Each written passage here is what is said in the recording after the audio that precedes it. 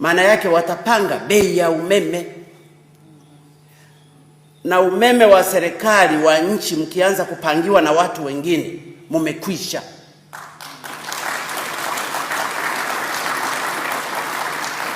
Watafika siku moja watasema leo umeme tunauzima na ninyi mnajenga treni ya umeme.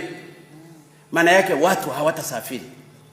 Wanaweza wakaamua leo umeme huu tunaupandisha bei, au leo umeme tunauzima, hata kwa kutafuta visingizio vingine. Maana yake viwanda vyote mlivyovijenga vitasimama. Kwa hiyo katika swala la umeme, ndugu zangu wa Tanzania, ninachowaomba tushikamane. Tumeamua kujenga uchumi wa nchi yetu. Inawezekana tutapata matatizo kidogo, lakini ni lazima tusimame. Mradi huu umepigwa vita sana. Umepigwa vita sana.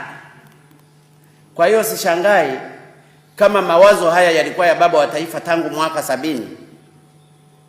Leo ndio tunakuja kuweka sahihi zaidi ya miaka 40 kitu. Nilijua matatizo waliokuwa wanapambana nayo. Kila mahali wana sababu. Tunawazuia watu wasiende wakakate kuni. Tunawazuia watu wasitengeneze mkaa. Lakini watakula kwa kupika na nini? Ni lazima tuwatafutie alternative. Na alternative ni umeme ulio wa bei nafuu. Umeme unakatika katika maeneo ya kaskazini huku, lakini serikali yenu inachukua hatua ya kununua umeme nje maalum kwa mikoa hii ya kaskazini, ili umeme upatikane masaa 24 muda wote bila kukatika katika.